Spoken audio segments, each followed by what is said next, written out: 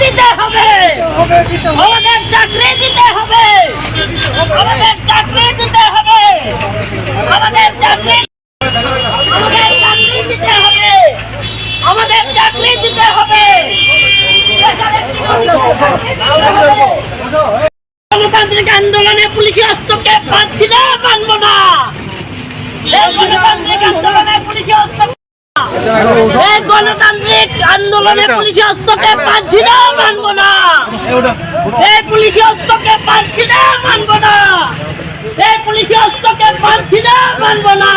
আন্দোলনে পুলিশি অগণতান্ত্রিক হস্তক্ষেপ মানছি না, মানব না। গণতান্ত্রিক যুব আন্দোলনে পুলিশি অগণতান্ত্রিক হস্তক্ষেপ মানছি না, মানব না। হস্তক্ষেপ মানছি না, মানব না। আমাদের স্পেশাল এক্সিকিউটিভ চাকরি দিতে হবে, আমাদের স্পেশাল এক্সিকিউটিভ চাকরি দেরি হচ্ছে কেন? রাজ্য সরকার জবাব চায়, জবাব দাও।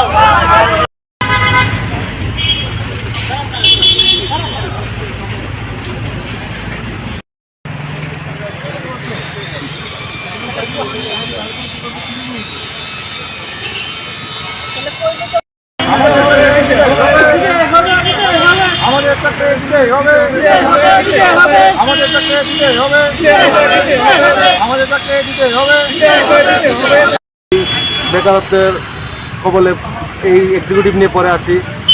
তিনি যদি আমাদের মাননীয় মুখ্যমন্ত্রী স্যার তিনি যদি সত্যিই চান আমাদের বেকারত্বটা দূর করার জন্য, উনি আমাদের জন্য ভাবেন বা ভাবার চেষ্টা করেন, তাহলে আমি মুখ্যমন্ত্রী স্যারের কাছে এটাই দাবি করছি যে এই এক্সিকিউটিভটা দিয়ে দিন।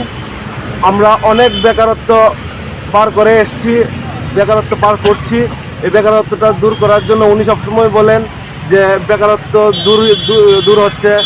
কিছুটা দেখতে গেলে ঠিক আছে, অনেক ডিপার্টমেন্টে উনি চাকরি দিয়েছেন, কিন্তু এই চাকরিটা বিগত 4 বছর হয়ে গেছে, এটার কোনো কিছুই হচ্ছে না। কোনো ডিপার্টমেন্টে কোনো জানানো কিছু হচ্ছে না, এটার কোনো আপডেটও আমরা পাচ্ছি না। উনি কি আসলে এটা কি দেবেন নাকি এটাকে ঝুলিয়ে রেখেছেন তাও আমরা বুঝতে পারছি না। তাই আমার মাননীয় মুখ্যমন্ত্রীর কাছে আমার বিনীত নিবেদন, অনুরোধ যাতে এটা অতি শীঘ্রই আমাদেরকে দেওয়া হয়। উনি প্রতিনিয়ত বলে থাকেন যে যথাসময় শীঘ্রই দিচ্ছে। যথাসময় শীঘ্রই বলতে আমরা বুঝি 1 মাস, 2 মাস, 3 মাস, 4 বছর হয়ে গেছে, কিন্তু এটার কোনো খোঁজ খবর আমরা পাচ্ছি না। তাই মাননীয় মুখ্যমন্ত্রীর কাছে আমাদের এটাই আবেদন, আপনি প্লিজ আমাদের বেকারত্বকে একটু সামনে রেখে আমাদেরকে এই চাকরিটা দিয়ে দিন। আপনার কাছে আমরা চিরকৃতজ্ঞ থাকি। যাতে অতি সত্বর দিয়ে দেন সরকার, কারণ আজকে যে আমরা এসেছি, আজকেও আমাদের অনেক কষ্ট হয়েছে আসতে। আমাদেরও সংসার আছে, আমাদেরও মা বাবা আছে বলে আমরা যে সময় নিয়ে আসছি, আমাদের সময়ের মূল্যটা অন্তত দিন আপনারা। আমরা সবাই আপনাদের কাছে এটা অনুরোধ করছি। এই যে সময়টা আমাদেরও তো সময় নষ্ট হচ্ছে। আসলে বেকারত্ব জিনিসটা বেকাররাই ভালো বোঝে। আমরা 2022 সালে কাগজপত্র জমা দিয়েছি, হ্যাঁ বলেছিল যে হয়ে যাবে, ইতিমধ্যে হয়ে যাবে। আমরা গত বছরও এসেছিলাম, বলেছি যে 1 মাসের মধ্যে হয়ে যাবে, কিন্তু হয়নি।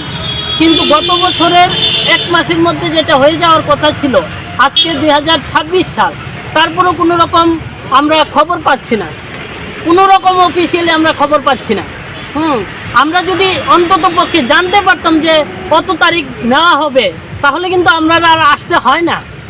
বলে আমরা কোনো জায়গা থেকে, কোনো অথরিটি থেকে আমরা এরকম একটা আশ্বাস বা এরকম একটা খবর পাচ্ছি না বলেই আমরা বারবার আসছি। আমাদেরও সময় নষ্ট হচ্ছে। আমাদের কিন্তু ইচ্ছে নেই যে আমরা এখানে এসে রাস্তায় বসে থাকবো। হ্যাঁ, আমরাও পড়াশোনা করেছি। ফলে আপনাদের কাছে, আপনাদের মাধ্যমে সরকারের কাছে একটা এপিল, সরকার যেন আমাদের এই সময়ের মূল্যটা অন্তত দেন। আমাদেরও ঘরে বৃদ্ধ মা বাবা ভাই বোন আছে, আমাদের কাজকর্ম আছে, ফলে আমাদের তো সংসারটা চলতে হয়। ফলে কাজকর্ম ফেলে দিয়ে আজকে এখানে আসছি, আমাদের অন্তত সময়ের মূল্যটা দিন, এই আমাদের বক্তব্য। নিশ্চয়ই এতগুলা কথা যে বললাম, মুখ্যমন্ত্রীর কাছে আমরা বলতে চাই, মাননীয় মুখ্যমন্ত্রী স্যার, আপনি আমাদের এই সময়ের মূল্যটা দিন।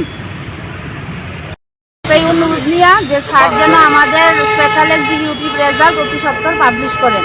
আমরা মুখ্যমন্ত্রীজির কাছে এইটাই আমাদের দাবি। 4 বছর তো হয়ে গেল, আমাদের রেজাল্ট আর কবে পাবলিশ করবেন? ওনার কাছে আমি বিনম্র অনুরোধ জানাচ্ছি যে উনি যেন আমাদের রেজাল্ট স্পেশাল এক্সিকিউটিভ অতি সত্বর পাবলিশ করেন। আমার হয়ে গেছে আজকে 4 বছর ধরে আমরা ঘোরাঘুরি করছি, ডেপুটেশনও দিয়েছি।